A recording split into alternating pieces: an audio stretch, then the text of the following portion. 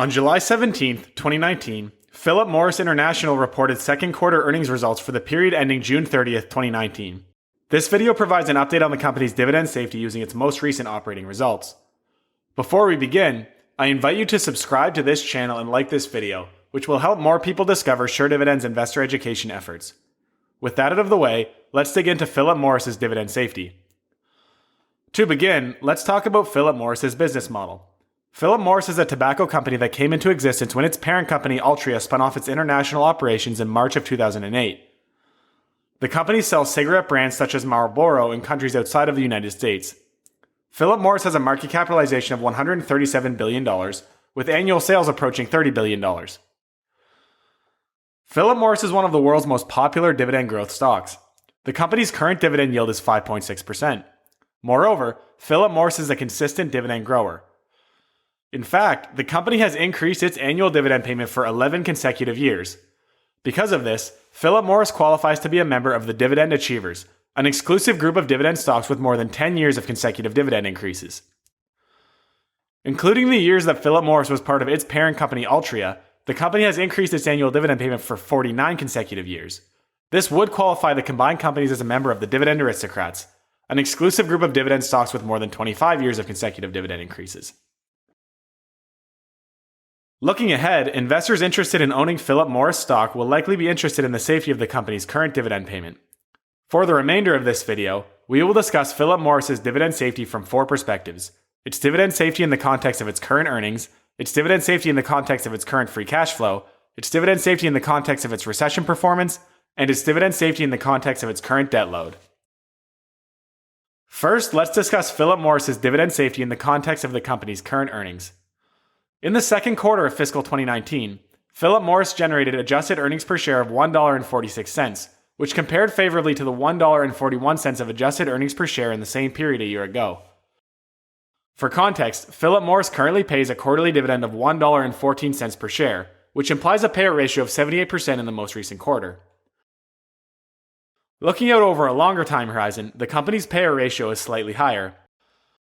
Philip Morris generated $2.58 of adjusted earnings per share in the first half of fiscal 2019. The company distributed $2.28 of common share dividends during the same time period for a dividend payout ratio of 88% in the full fiscal year. Using earnings, Philip Morris's dividend appears safe for the foreseeable future, but it could be at risk for a cut if this metric declines. Many analysts believe that comparing a company's dividend payments to its free cash flow is a better method for assessing dividend safety.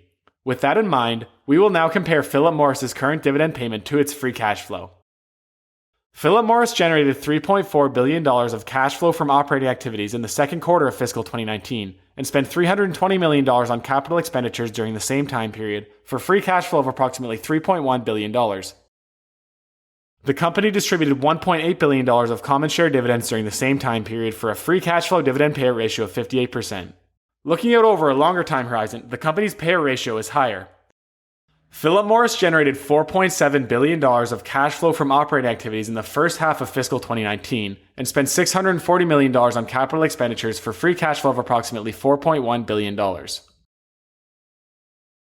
The company distributed approximately $3.6 billion of common share dividends during the same time period for a free cash flow dividend payout ratio of 88%.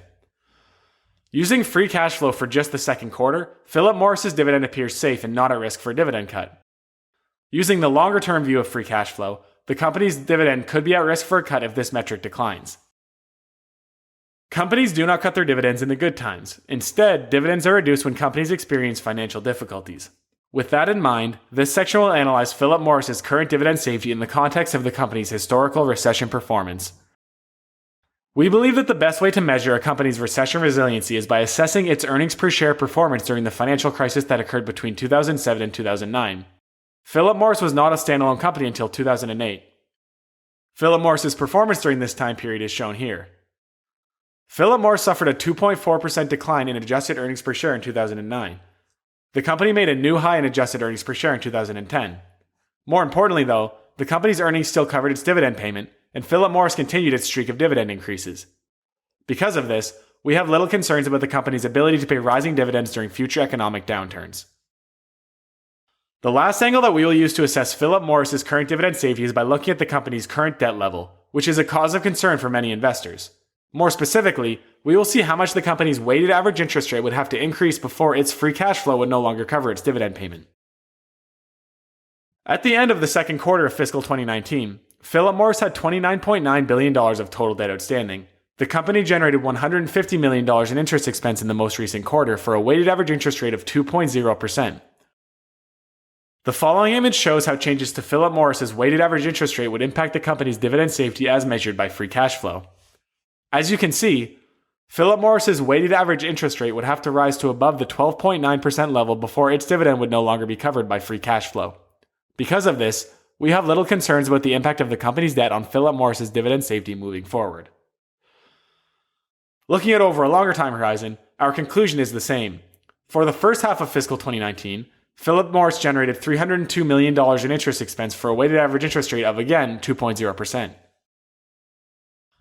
The following image shows how changes to Philip Morris's weighted average interest rate would impact the company's dividend safety as measured by free cash flow, and this time using results through the first 6 months of the year. As you can see, Philip Morris's weighted average interest rate would need to rise to above the 9.3% level before its dividend would no longer be covered by free cash flow. Because of this, we have little concern about the impact of the company's debt on Philip Morris's dividend safety moving forward. Thank you for watching today's video, which performed a deep dive on Philip Morris's current dividend safety. We invite you to subscribe to this channel and like this video, which will help more people discover Sure Dividend's investor education efforts. If you're interested in learning more about our systematic approach to dividend growth investing, visit our website at www.suredividend.com.